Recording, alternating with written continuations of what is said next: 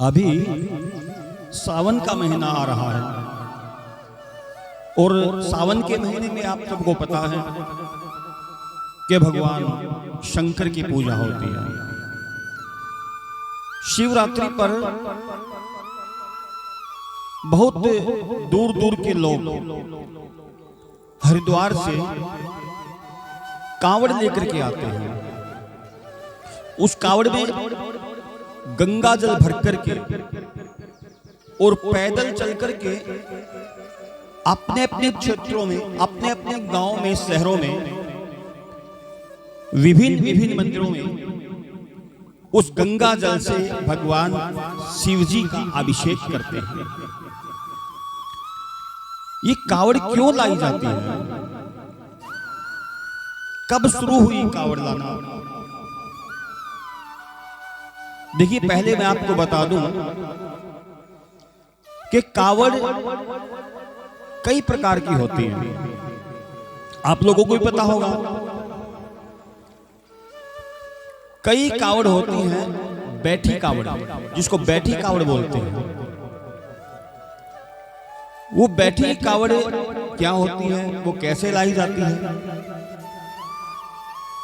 बैठी कावड़ का मतलब होता है कि उस कावड़ को हम कहीं पर नीचे पृथ्वी पर रख सकते हैं, किसी मंदिर में, धर्मशाला में, जहां पर इन कावड़ियों के लिए पड़ाव लगाया गया हो, वहां पर हम इस कावड़ को रख सकते हैं और स्नान आदि करके, फिर पूजन आदि करके, फिर दोबारा उसको कांधे पर रख करके हम चलते हैं। ये होती है बैठी कावड़। और एक कावड़ होती है जिसे कहते हैं झूला कावड़। कई बार आप लोगों ने देखा भी होगा कि जो झूला कावड़ होती है उसको जमीन पर नहीं रखा जाता। जहां कावड़िए रुकते हैं, जहां उनके लिए पड़ाव लगाया गया है, उनके विश्राम के लिए, भोजन के लिए आदि के लिए जगह बनाई गई है, तो वहां पर कुछ इस प्रकार से व्यवस्था बनाई जाती है कि ये झूला कावड़ होती है, ये कहीं पर लटका दी जाती है, टांग दी जाती है, टंगा दी जाती है, जिससे कि वो झूलती रहे। इसको झूला कावड़ बोलते हैं। देखा होगा आपने कई बार। एक होती है खड़ी कावड़। अब महाराज, खड़ी कावड़ क्या है? हाँ, सुनिए ध्यान से आप। खड़ी कावड़ का मतलब क्या होता है कि उस कावड़ को एक बार उठाने के बाद, हरिद्वार से उस कावड़ को उठाया कावड़िया ने अपने कंधे पर, तो वो कावड़ जब तक वो गंगा जल भगवान शिव पर नहीं चढ़ जाता, तब तक उस कावड़ को ना तो जमीन पर रखा जाता,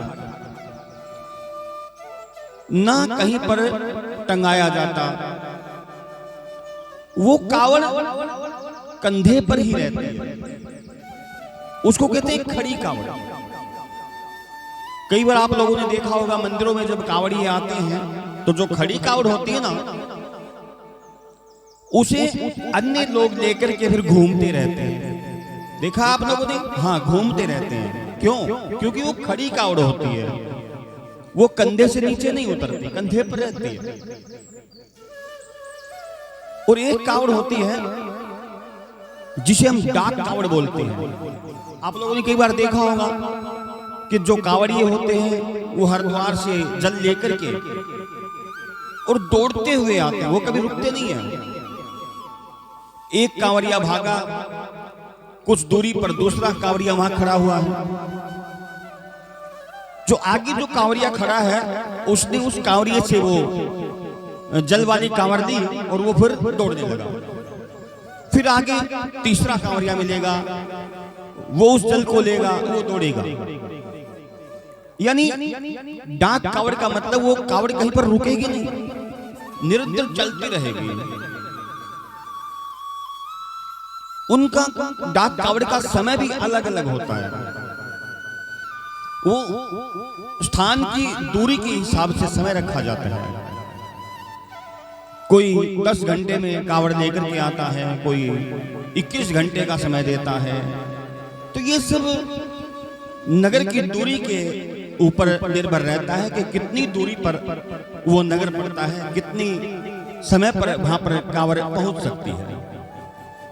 और आजकल तो जो कांवरिये जाते बड़े बाजे गाजे के साथ डीजे वगैरह लगा करके और बाबा की मस्ती में झूमते हुए नाचते हुए कांवड़ लेकर के आते हैं। ये सावन का महीना होता है, बड़ा ही मस्त महीना होता है। इसमें हरियाली दी जाती है, पेड़ों पर झूले डलते हैं, हमारी माताएं बहनें हमारी बेटियां सज धज करके झूला झूलने जाती हैं। और उससे पहले शिवरात्रि का व्रत आता है, आपको पता है, सब लोग करते हो। और भोले बाबा का बड़ा पूजन होता है। रात्रि को जागरण भी होते हैं मंदिरों में, मंदिरों को सजाया जाता है। हम कह रहे थे आपको कि कावड़ क्यों लाई जाती है, ध्यान से सुनना। आप सब लोगों ने एक कथा सुन रखी होगी कि एक समय भगवान नारायण के कहने से देवताओं और दैत्यों ने समुद्र का मंथन किया। ये कथा आप लोगों ने सुन रखी है। हाँ। और जब देवताओं और दैत्यों ने मिलकर के समुद्र का मंथन किया तो सबसे पहले क्या निकला, बताइए क्या निकला? सबसे पहले निकला हलाहल विष, जहर निकला। उस जहर की दुर्गंध इतनी थी कि जिसकी दुर्गंध से देवता भी धड़ाम से जमीन पर गिर रहे थे, दैत्य भी जमीन पर गिर रहे थे। इतनी भयंकर दुर्गंध उस जहर की विष की थी। अब सारे देवता घबरा गए, भाई क्या किया जाए, ये जहर तो सब देवताओं को मार देगा, इसे कौन बचाए? तब ब्रह्मा जी ने कहा, हे देवताओं घबराओ मत, डरो मत, इसका एक ही समाधान है। क्या? भगवान भोलेनाथ। अच्छा, भगवान भोलेनाथ को पुकारो, वही हमें इस जहर से बचा सकते हैं। सब देवताओं ने मिलकर के भगवान भोलेनाथ का आह्वान किया। मेरे शंकर प्रकट हुए। देवताओं क्या बात है? सब देवताओं ने हाथ जोड़ करके कहा, प्रभु भगवान नारायण के कहने से हमने दैत्यों के साथ मिलकर के समुद्र का मंथन किया। समुद्र का मंथन तो हमने किया था अमृत प्राप्ति करने के लिए, लेकिन ये क्या, अमृत तो मिला नहीं। सर्वप्रथम ये जहर आया है, इतना भयंकर जहर। इस जहर की दुर्गंध से सब देवता नीचे गिर रहे हैं। अब अगर सब देवता मारे जाएंगे तो अमृत का क्या होगा? भगवान शिव ने कहा, घबराओ मत, चिंता मत करो। कहां है विष? भगवान शिव ने हलाहल विष को अपने मुख में लिया। उस विष का भगवान शिव ने पान किया। अब भगवान शंकर ने विष तो मुंह में ले लिया। अब सोचने लगे, अगर ये विष मेरे पेट में चला जाएगा तो सारी सृष्टि नष्ट हो जाएगी। अब सृष्टि का भी बचाव करना है, देवताओं का भी बचाव करना है, विष का भी पान करना है। मेरे भगवान शंकर ने उस विष को अपने कंठ में धारण कर लिया, और जिसके कारण भगवान शंकर का कंठ नीला पड़ गया। और उसी समय से भगवान शंकर का शिव का एक नाम पड़ गया। क्या? बोलिए नीलकंठ भगवान की। जब भगवान शिव ने उस विष को अपने कंठ में धारण किया तो उस विष का जो असर था भगवान शिव पर होने लगा। कहते हैं भगवान शिव उस हलाहल विष के कारण बहुत पागल से हो उठे, दौड़ने लगे, राम राम राम राम ऐसा बोलने लगे। उस विष के प्रभाव से भगवान शिव बोल तो राम राम रहे थे, लेकिन उस विष का प्रभाव इतना हुआ कि राम राम की जगह भगवान शंकर के मुख से बम बम बम बम निकलने लगा। सारे देवता घबरा गए, अरे अब क्या होगा। तब भगवान नारायण प्रकट हुए। भगवान नारायण ने कहा, देवताओं, इस विष का असर भगवान शिव पर हुआ है। इस विष में बहुत ज्यादा गर्मी है। ये विष भगवान शिव के दिमाग पर फैल गया है, मस्तिष्क पर फैल गया है। क्या किया जाए? जितना हो भगवान शिव के मस्तिष्क के ऊपर जल डाला जाए ताकि इस विष का असर कम हो।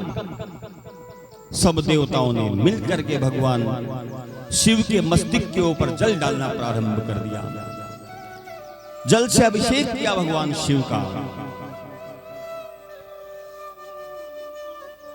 और तभी से भगवान शिव के ऊपर जल चढ़ाने की ये प्रथा प्रारंभ हो गई।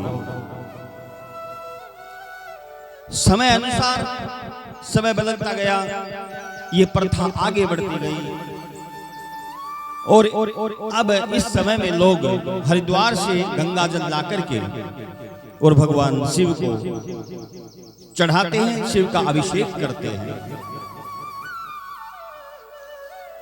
संतों महात्माओं के मुख से हमने यही कथा सुनी है कि कांवड़ क्यों लाई जाती है, जो हमने आप लोगों को सुनाई है। तभी से ये कांवड़ ला करके ये कांवरिया भगवान शिव के भोले भक्त भगवान शिव का अभिषेक करने लगे। और वैसे तो भगवान शिव के मस्तिष्क पर गंगा खुद विराजमान है। भगवान शिव को तो गंगा जल वैसे ही प्राप्त है, लेकिन फिर भी भक्तों का ये विश्वास है, श्रद्धा है। और सावन के महीने में शिवरात्रि पर दूर दूर से लोग भक्त कांवर में गंगा जल लेकर के अपने अपने मंदिरों में, नगरों में, गांव में जाते हैं और भगवान शिव का अभिषेक करते हैं। यही कांवर लाने का मैंने आपको ये बताया कि कांवर क्यों लाई जाती है। हमने महात्माओं से सुना, वो हमने आप लोगों को बताया। बोलिए शंकर भगवान की।